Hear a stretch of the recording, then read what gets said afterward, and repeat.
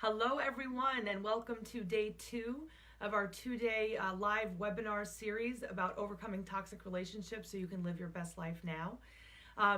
Thank you so much for tuning in tonight. I know that it's late for a lot of people, and just being in front of a computer or your cell phone for a period of time, I really appreciate the time that you're putting into it and working on healing yourself and really staying motivated and keeping yourself accountable to the goals that you're working for. So just a little bit about me. For those of you who don't know me, my name is Stephanie McPhail. I am an author of a #1 new release in Codependency called Being Loved Shouldn't Hurt. I definitely recommend for you to purchase it. You can get it on Amazon.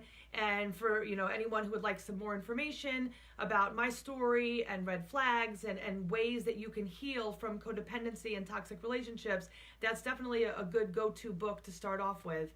I wish I had something like that when I was going through all of my issues years ago now. It feels like a lifetime ago. I am very passionate about sharing what I've learned over all this time because I would like to be a part of your journey. I would like to help you get out of the place that you are. So if you're coming on, make sure you say hello. Remember that if I do not say hello back, or if I do not get to answer a question right away, I will definitely answer it on when I go back and watch the repeat of it.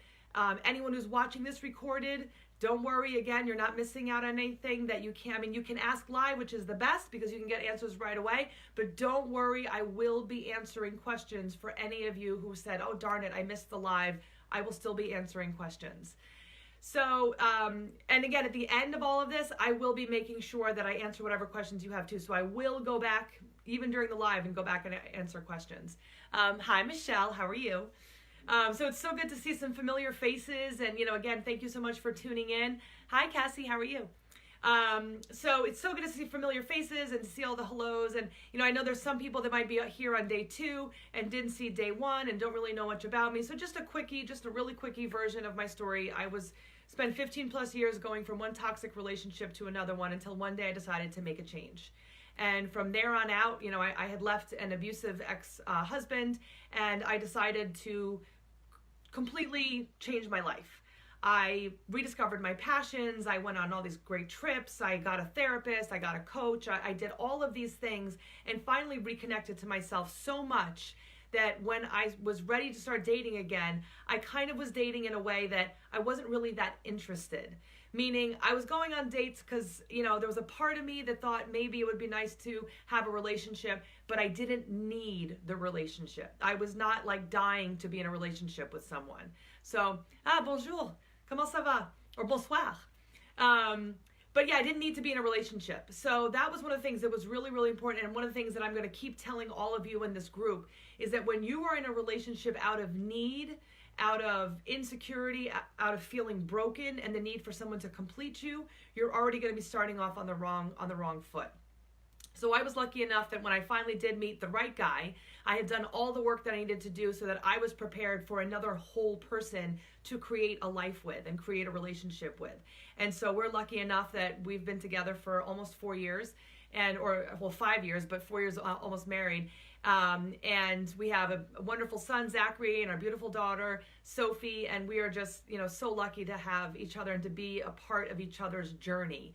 And, we were just saying this the other day that, would we have been attracted to each other had we met in our 20s? And the reality is probably not.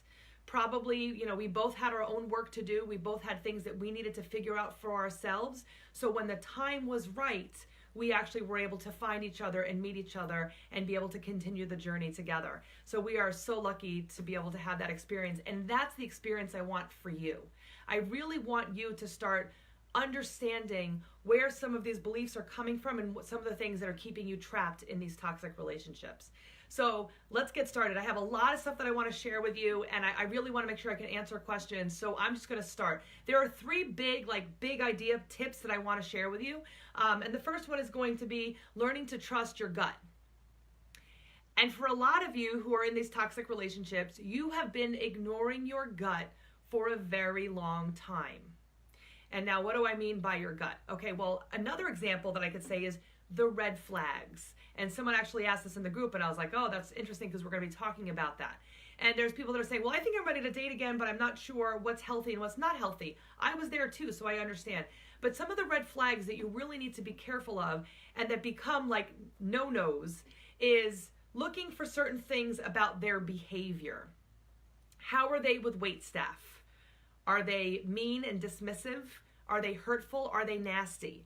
What are they like when they're driving a car and someone cuts them off? Do they lose their temper? Do they chase after them and threaten them and, curse at them, screaming and yelling at them? Are they dangerous? I had an ex that would get mad at people on the road, and he would pull up in front of them and slam on the brakes and try to get the person to hit him. And I just remember I would be so fearful of letting him drive that I would always request to drive, because I knew that at any point he could be putting my life in danger. So, obviously that's a big, huge red flag. A red flag of a runaway, do not continue dating at all, would be any form of physical violence. As soon as someone puts their hand on you, that is no longer a relationship. And if you stay with someone who has put their hands on you, then they get permission to continue putting their hands on you. Now, I know that we want to try to explain to them why they shouldn't and why that's not appropriate, and they're broken and I'm not perfect and I've made mistakes. And there's all these things that go along with all along with these stories. But our gut knows that that's a red flag. Our gut knows that is, but we don't want to listen because we want that relationship. We're afraid to be alone. We have all these different fears that are keeping us and say, hey, you know what? I'm just going to deal with this. I can look past it. Maybe they won't do it again next time. Maybe if I explain it in a different way, they won't do it. But if there is physical violence, the answer is the relationship should not continue in any way, shape, or form. Let them go to abuse counseling. Let them do whatever it is. That's not your problem. You need to get away, because if you stay, it's just going to escalate. Another red flag: cunt, whore, bitch. You can figure out your own list, but those were the 3 favorites that I used to hear all the time. Those are words that should never be used in a relationship because it is disrespectful. You should not be cursed at. You should not be screamed at in a relationship. There needs to be a level of respect for each other. Being called names is disrespectful. It's trying to control and put down the other person. As soon as you're being called names, it's still violence. It might not be physically violent, but it is still violence. It's emotional abuse. It is still something that should not be happening in a healthy relationship. So, a green flag or a green light would be someone speaking nicely to you, being able to communicate, being able to share their feelings and thoughts. But cursing at you, screaming at you, belittling you, those are all things that are not healthy in a relationship. So, red flags. What are some of the other things? I want to make sure that I share everything, because I wrote some things down because I want to make sure that I gave you everything. Make sure that you're also looking at your journaling. Journal all of the things that are going on in your relationship. Start to question yourself and say, hey, is this okay? Is this normal? Would I be happy living this way for a long period of time?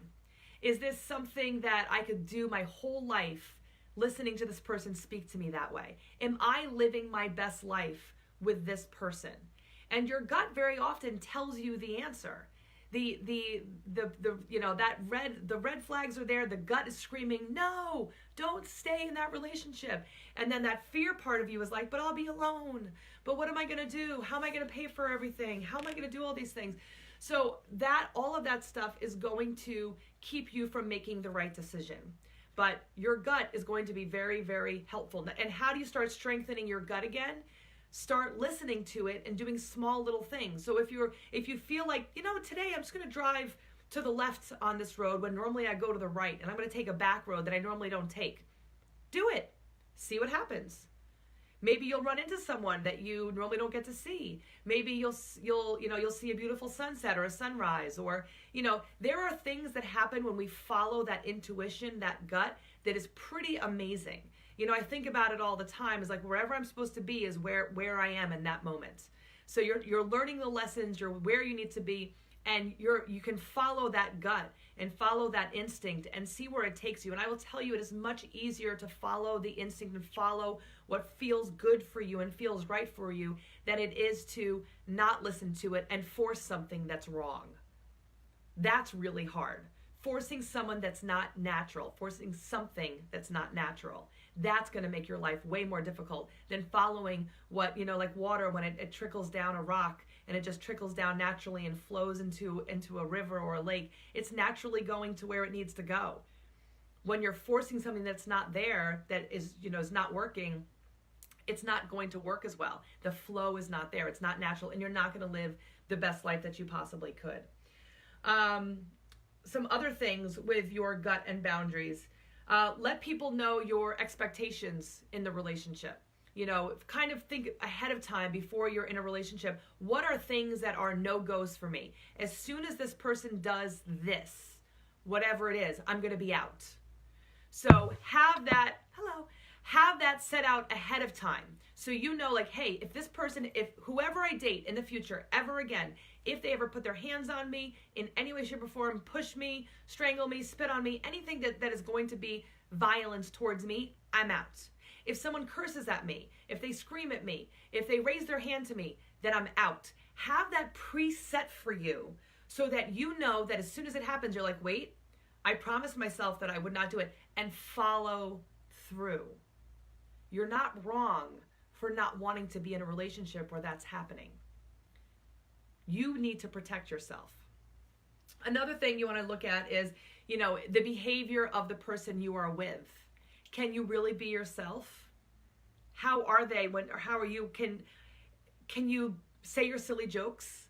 Can you be the quirky that's you? Do you feel comfortable sharing with someone that's supposed to be your best friend? I mean, those are all things that are really important in a long-lasting best friend romantic relationship. So keep all those things in mind. So when we're talking about following your gut, those red flags that come up, a lot of you know what they are. We say that we don't really know what a healthy relationship looks like, but if you're anxious all the time, you can't be yourself, they're like making you scared, you're walking on eggshells, your friends are afraid to be around them, those are all things you need to get away from right away. And your gut is telling you that, we're just ignoring them. Going along with that, work on your assertive communication. I actually just did a video in our group about assertive communication, and it's so important. I find so many people with codependency where they want people to read their minds, and they're not actually saying what they want, and they're not letting people know what the consequences are of what not following through with what their boundary is. When you are assertively speaking to someone, you're allowed to share your feelings, to have I messages, to have all these things to let the other person know what you need, what you want, what you're thinking. That is something that's going to be really important for any form of relationship. So when you're in a healthy place and you know how to assertively communicate, when you find another healthy partner, they're going to also be able to assertively communicate. When I was in my toxic relationship, my ex-husband would say, people don't talk like that. People don't talk about their feelings and not yell and scream. You're living in lollipops and rainbows. That's not real. And I remember saying, well, if that's lollipops and rainbows, I'd rather try to make that my reality than continue living on eggshells, feeling like I never know when I'm going to get yelled at, when I'm going to get the silent treatment for 3 weeks, when there's going to be a fight for literally a month every day that's just never going to end and just drags on and on and on. People that are in a healthy relationship can communicate effectively, and you should not be lowering yourself to anything else. So if you want to attract someone that can communicate in a healthy way, you need to be able to communicate in a healthy way. And a good thing to do for that is to practice it. Practice your assertive communication with a friend, with a coach, with your therapist.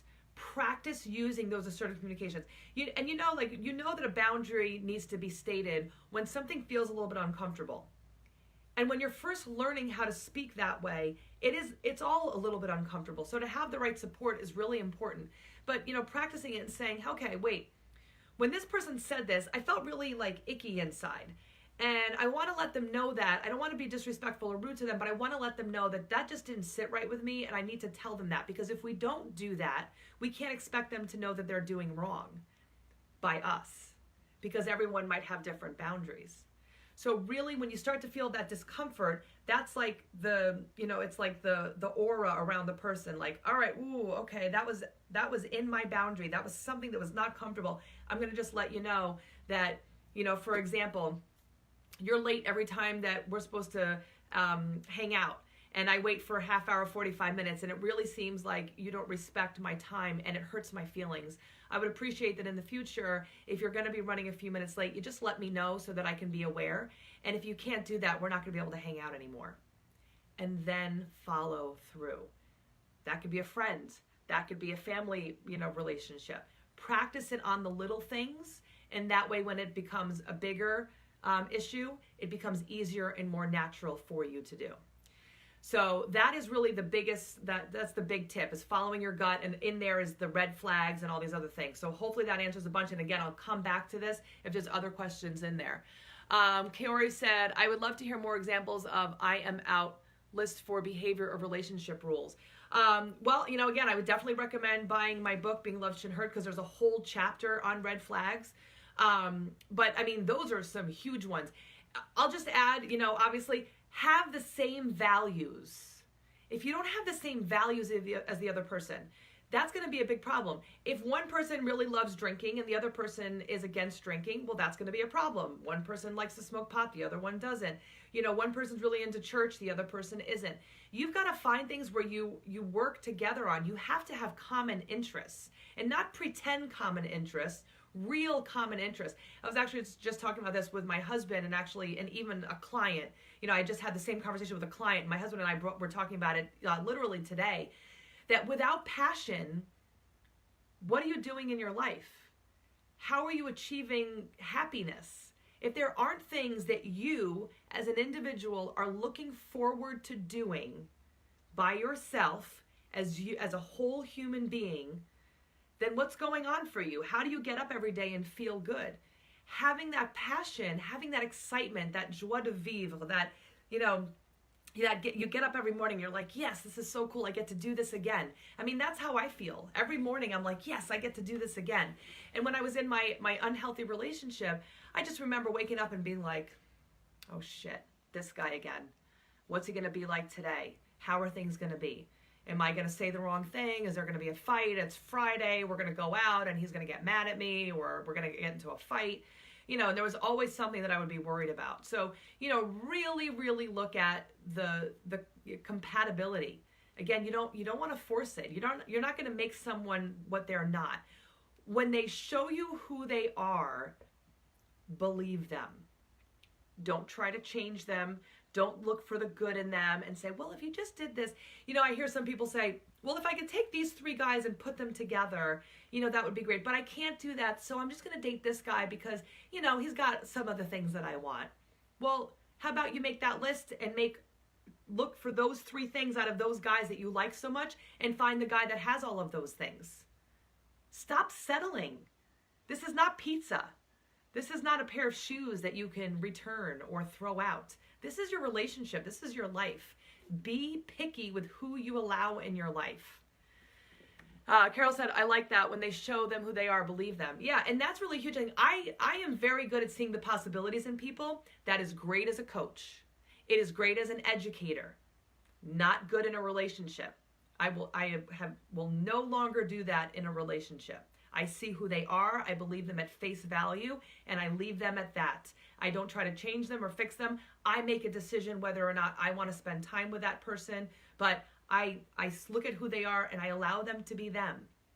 And that's something that's really important. I mean, who wants to be around someone that's constantly telling them that they're not good enough and that they need to change all these aspects of themselves? You stop listening. Well, that's what they do. Yeah, they might have big issues they need to work on, but if all you do is give them a hard time about what they need to change and fix, they're not going to change and fix it, and now you're just sounding annoying and they're ignoring you. So why waste your time? You can work on you can't work on them. So if it's, and you don't want to change someone else, love someone enough and love yourself enough to realize when someone isn't good for you and move on. There can be some wonderful people that are great, wonderful people, but they're not the right fit for you. Just because someone treats you nice, it does not mean you should be in a relationship with them. That is the basic necessity for any human relationship, is for someone to treat you nicely. Then you've got to build the values, the common interests, the assertive communication, being able to make each other laugh, being able to be supportive. You add all those other things on top, and then you get to a bigger place where this person is so different than anyone else you've ever been with. You couldn't imagine your life without them because they really add to your life. That's the cherry on top. So you want to look for that. That's what you're looking for, is that basic, yeah, they treat you nice. Yeah, hello, that should be the obvious. And then all the other stuff that goes on top. The next one, I would like to talk about limiting beliefs. These are the beliefs that hold us back. They're disempowering beliefs or limiting beliefs. Limiting beliefs are something that I used to have about myself, is that unhealthy relationships were what I was going to have to deal with my whole life. I didn't think that healthy relationships were for someone like me. So limiting beliefs could be, I am never going to be a healthy person, so I'm just going to eat unhealthy food all the time. I'm not going to exercise. I'm not going to meditate. I'm not going to be in a healthy relationship. There's all these things that we do that keep us trapped in the relationship, or keep us trapped in wherever we are trapped, whatever that issue is that we're trying to get over. And I'll tell you that if we're having an issue in one part of our lives, the chances are pretty good we're having issues in other parts of our lives. So you want to start thinking about that. I recommend to everyone to journal as often as you can. And one of the things that I talk about in my private group is to journal and look at the doubter. And that doubter is going to add to your limiting beliefs. So what do I mean by your doubter? Well, your doubter is that little voice in your head that says that you can't. You can't lose weight. You can't be in a healthy relationship. You can't get more college. You can't afford to leave. You're too old. You're all those things. So I'm going to just ask you right now, if you have a pen and paper, take out that pen and paper, find something somewhere. And if you're, if you need an extra minute or so and you're watching this on the replay, you can pause it, go get your pen and paper and come back. But I want you to take 2 or 3 minutes, and I want you to start write down the doubter, and write down all the negative things that come to your mind of why you can't. Why you can't I won't have a healthy relationship. I can never be healthy. I can't make it on my own. And just go through and look at all of those doubters. So, think about it. Give yourself, 2 or 3 minutes would be great. I'll just give you like 30 seconds now because I don't want to take too much time during the live. But really start thinking about the doubter. What are all those little I can'ts that are in your head saying, I can't, you can't do it, you're not going to accomplish it. All those fears that are popping up. Yeah, negative self-talk, that doubter, I can't. Write all of those things down. And when you are done, look at the list. Think about the list. Where are those words coming from? How are you speaking to yourself? Who has spoken to you that way before? Is it a relationship with a significant other? Was it your parents? Who has said those things to you before? And are they real, or are they things that you can overcome? So for example, if you say to yourself, well, I don't have enough education to get a better job. Well, then go back to school. I don't have enough money. Okay, well, what do I have to do to make more money? So you can go through and list all the things. Okay, well, what do I have to do to make more money? What do I have to do to get a job that I like better? What do I have to do to be in a relationship that's healthy? And start looking at, okay, I can't be in healthy relationships. And then what are all the things that could fix that issue? Because you want to empower yourself. When you start looking at a lot of that doubter is those disempowering beliefs, those limiting beliefs that are keeping you trapped. And you start to say, hey, wait a minute. There's actually solutions for every single one of these negative thoughts in my head about myself. I can figure this out. It becomes more like a roadmap to our healing, is saying, oh, okay, well, I said that I'm never going to be a healthy person. Okay, well, what is that? Well, that's really a limiting belief. There's no reason why I can't be a healthy person. All right, what do I have to do? Well, I have to commit. I know that I eat candy bars. I know that I don't eat my vegetables the way that I should. Okay, I'm going to commit to having a salad every single day. Or for me, I'm a big proponent of green smoothies. Do a green smoothie every single day and a gallon of water. That's what I'm going to commit to for now. And then you do that for a few weeks and you're like, okay, the next thing I'm going to do is I'm going to start going to the gym.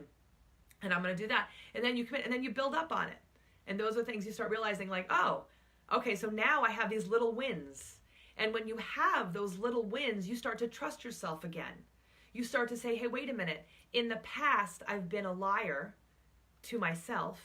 I've told myself I was going to leave. I told myself I was going to take care of myself. I say all of those things, but I haven't believed myself because I haven't followed through on them before. But when you start having those little wins, you start to build on it, and your self-esteem starts to get better. And then you have more confidence, and it just starts to build, and makes you just overall, you start saying, hey, wait a minute, why am I going to be around someone who doesn't treat me well? Why am I going to waste my time with someone like that when I feel good and I want to, have fun and enjoy my life? So little wins. And a little win could be, I'm going to exercise 5 minutes every single day. That's what you're going to commit to. So 5 minutes, a gallon of water, green smoothies, you choose what it is. And again, relationships, what is it that you can do to make things better? And it's not about fixing the other person. You realize that no matter how much you try to figure out what's wrong with the person that you're with, that's taking away working on you. You need that precious time to work on you. You don't want to waste any more time thinking about them and trying to figure them out. Now is the time to focus on you and figure out what's going to make you whole and make you feel good. Doesn't matter about them. They can do whatever it is they decide to do. You're done with that. Now you're going to focus on you and take care of yourself. First priority, self-care, take care of you. You will not be able to be good for anyone if you cannot take care of yourself first. All right, so some other things to look at.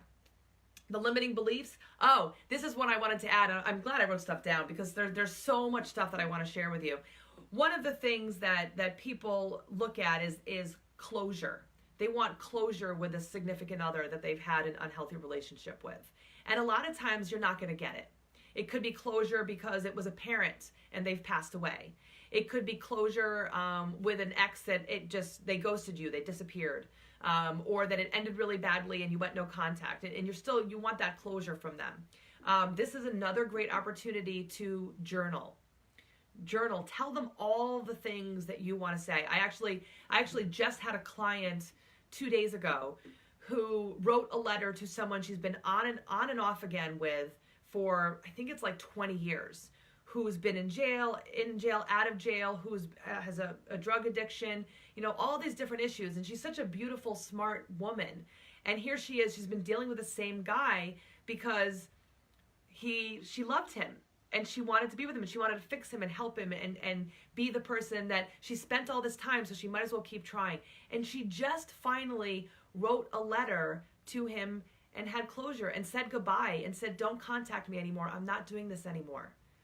This is the goodbye. This is, do not contact me. If you send me any more letters, I will not read them. I will throw them away or burn them. Or I forgot exactly what she decided to do, but she was not going to accept that anymore. That was her closure. She said goodbye. She released him back into the universe and said, not my problem anymore. And then when you do that, you open yourself up for all of these other wonderful possibilities. Let it go. Let go of the things that do not serve you. So limiting beliefs is a big one, like we said. Following your gut and the red flags and communication and all that kind of stuff. And then the last big step or big tip that I want to share is have goals that you would like to work for. So, before we talked about passions in the last webinar, and I talked a little bit about them today, but have your big idea of what you want. What do you want your life to be like? So think about, 50 years from now, a long time from now, when you are on your deathbed and you're looking back and you're saying, okay, this was my life. What do you want to be looking back on? What is the story that you want to see flash before your eyes when you have those last breaths in front of you? What do you want to see there?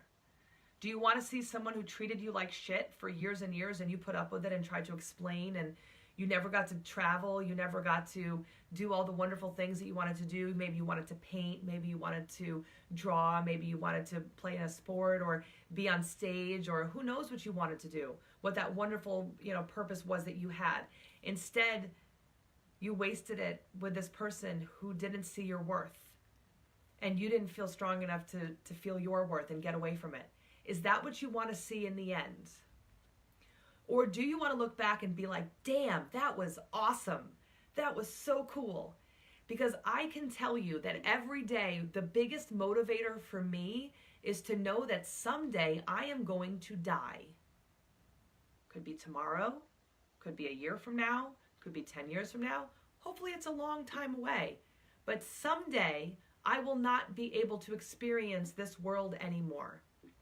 And I don't have time to waste it on the people that are going to not let me have the wonderful experience that I deserve to have on this planet, that you deserve to have on this planet. You were put here to do great things. So what is that goal for your life? And when you think to yourself, okay, my goal is to be happy, is to just be happy. It doesn't have to be happy with anyone. I just want to be happy. I want to live a fulfilling life. If that's your big goal at the end, that light at the tunnel, what do you have to do to get there? End the relationship, learn how to live on your own, get a different job, go back to school. What is it that you have to do to make that big goal into a reality? And break it down into small steps, and steps that you can do every single day. So it goes back to committing to 5 minutes every single day to go to the gym. You're going to be doing laps around someone who's still sitting on the couch. You might say to yourself some days, oh, I just don't have the energy, but I promised 5 minutes of going to the gym, so that's what I'm going to do is 5 minutes. And next thing you know, 10 or 15 minutes have gone by and you're still actually exercising. All of a sudden, 2 months have gone by and you're like, oh, my pants are a little bit looser. Oh, wow, that feels really good. Like, oh, I'm going to go back to college because I want to get a better education because I want to be able to stand on my own 2 feet and not have to rely on anybody else. And so you do all of those things. And next thing you know, you're moving forward and other people are not. You're getting to that end point that you want is to be happy. So you're working on those things and you're enjoying the journey as you're going it. You're learning from it, you're seeing the lessons, you're experiencing life and really enjoying every moment of it, and you get to have that something exciting to look forward to every single day. Having a big goal, having an action plan is super, super important. All right, so those are the 3 big tips or the steps that I wanted to share with you. I want to throw in there at the, I kind of said that I was going to give a little bonus for people who are watching. So I want to share a little something extra. For those of you who are thinking to yourselves something to do about sex.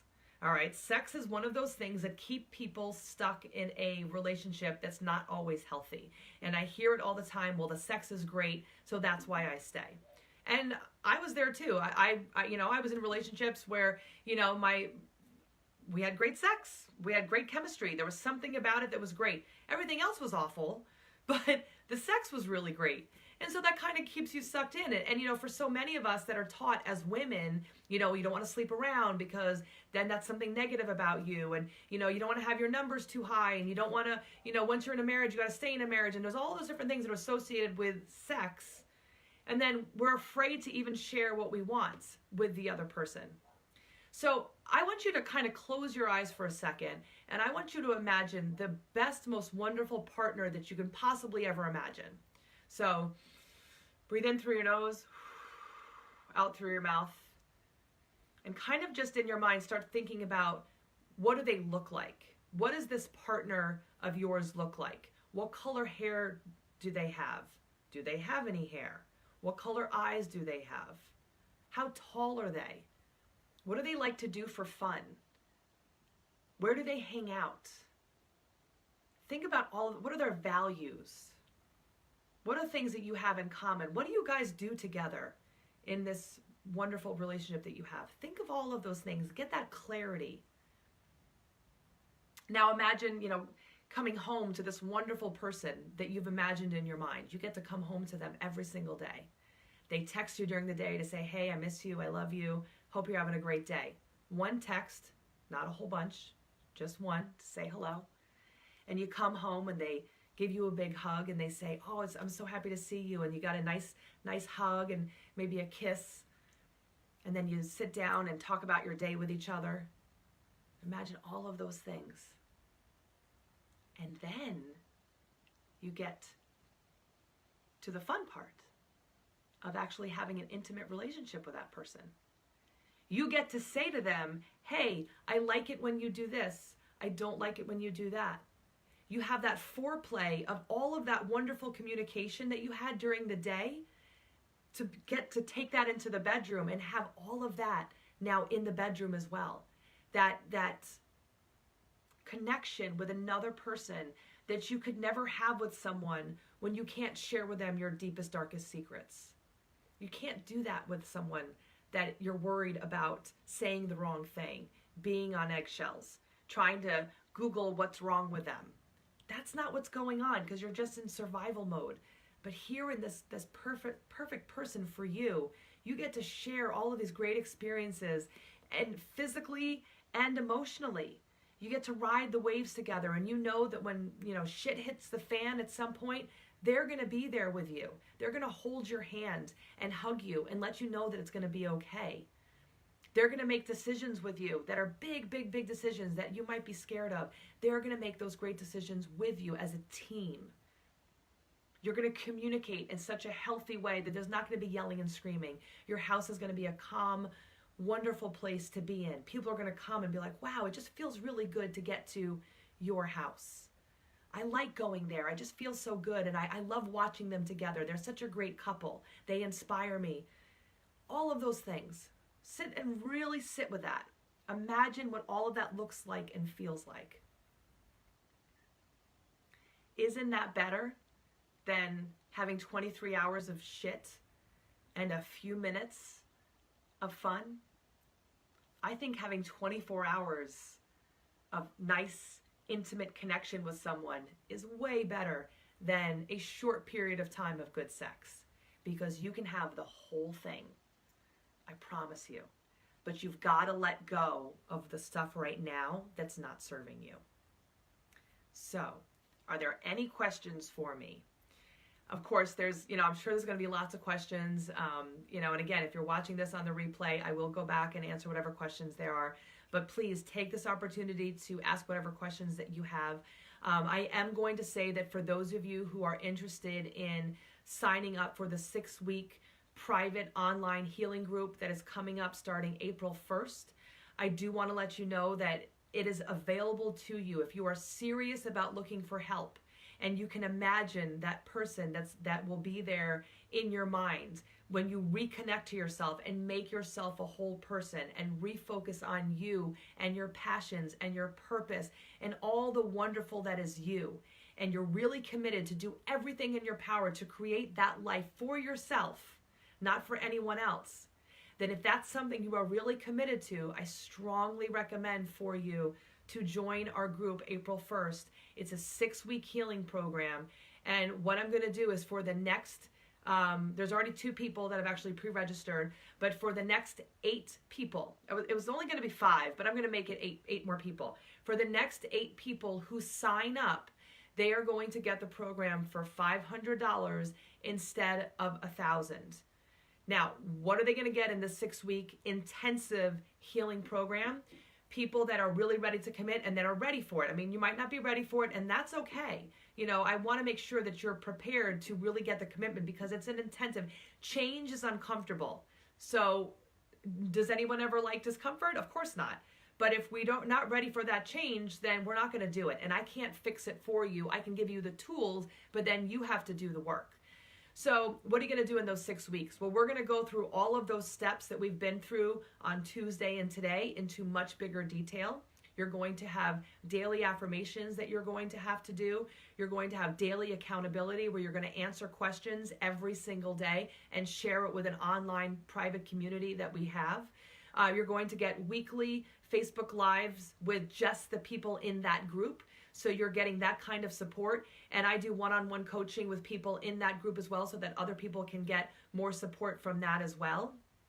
And then, then there's a lot of journaling and there's videos. So there's a whole bunch of different things that are at your fingertips to help you grow and learn so that you